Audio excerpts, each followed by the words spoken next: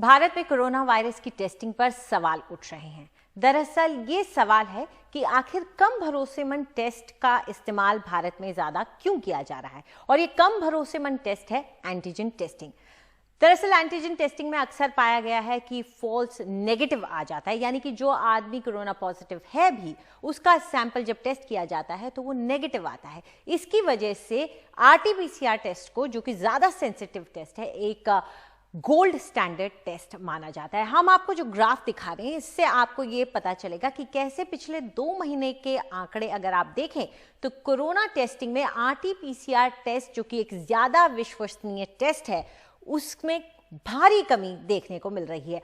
2 महीने पहले, जैसा कि हम इस ग्राफ के मुताबिक देख सकते हैं, करीब 98% टेस्ट जो भारत में हो रहे थे वो आरटी-पीसीआर टेस्ट थे। जो नीली लाइन आप देख रहे हैं वो दरअसल आरटी-पीसीआर टेस्ट को दिखाती है।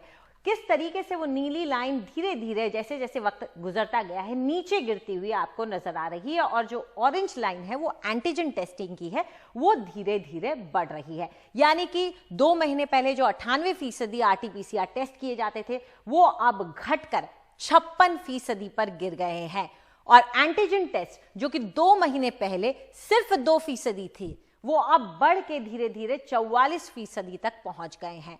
आखिर हम इसे सही क्यों नहीं मानते हैं? ये एक थोड़ा सा चिंता बढ़ाने वाली बात हो जाती है, क्योंकि आरटी-पीसीआर टेस्ट जो है न सिर्फ एक गोल्ड स्टैंडर्ड टेस्ट, यानी कि ऐसा टेस्ट है जिस पर भरोसा किया जा सकता है, बल्कि इसकी वजह से कहीं ना कहीं पॉजिटिविटी रेट जो दिखाई देता है वो आपको सही डिपिक्शन मिलता है। एक अच्छा सही तरीका है जानने का कि हमारे देश में कितना पॉजिटिविटी रेट है। लेकिन सरकारें, जो कि हमने दिल्ली सरकार में भी देखा था, राज्य सरकारें और केंद्र सरकार अब एंटीजन टेस्ट बढ़ा रही हैं, उसकी वजह से पॉजिटिविटी रेट नीचे गिरता चला जाएगा।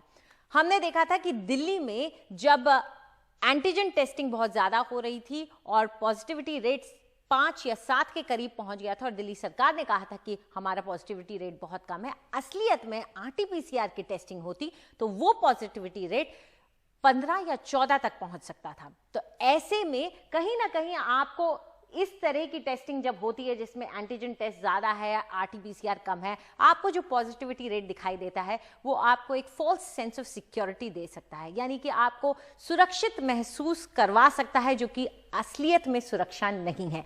ऐसे में जरूरी हो जाता है कि हमारी सरकार इस नंबर को घटाए और इस नंबर को बढ़ाए।